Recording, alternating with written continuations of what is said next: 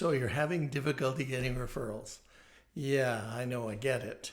I had a really interesting conversation with somebody I'm coaching this morning. His name is Lukas. He's really a talented financial advisor. He's been in the business for some time.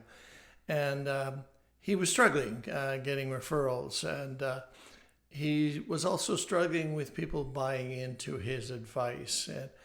And I offered some solutions to him. First, I told him that it's really important that you understand when you're spending time with a potential customer that it's like a dance.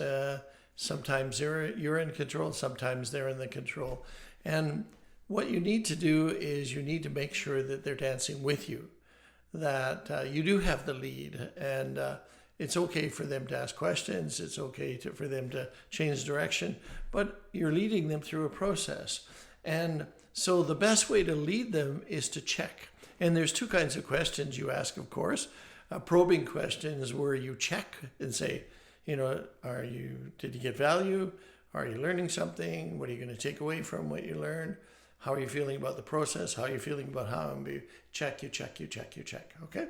And then the next thing you do is you use situational questions, and you put them in situations where, for an example, let's say you're talking to a potential customer about the importance of saving.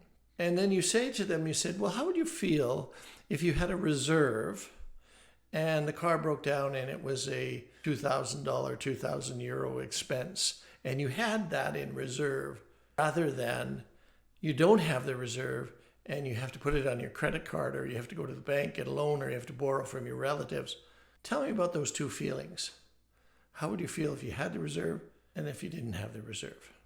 So probing is where you check, and you dig deeper and deeper. And situational is where you put them in a situation, And so I think that you need to do that through the process with your existing customers so they see the value that you offer. They remind themselves of the value they're receiving.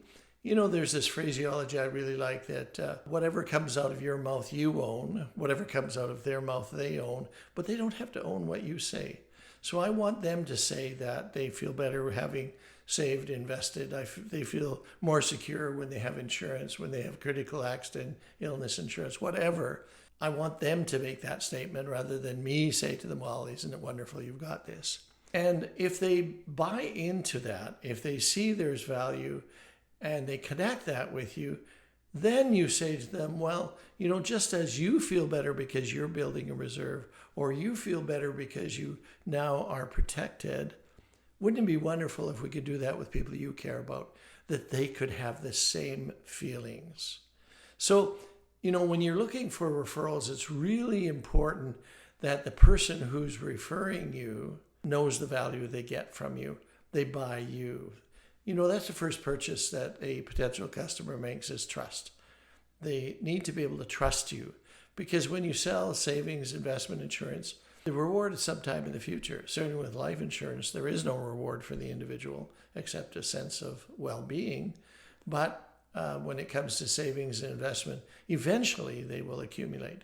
And so again, just to step back, to get referrals, you have to make sure that the person you're in front of, the person you want the referrals from, buys you, trusts you, realizes the value they're getting, verbalizes that value, and then you connect it to how they can help others to appreciate that value.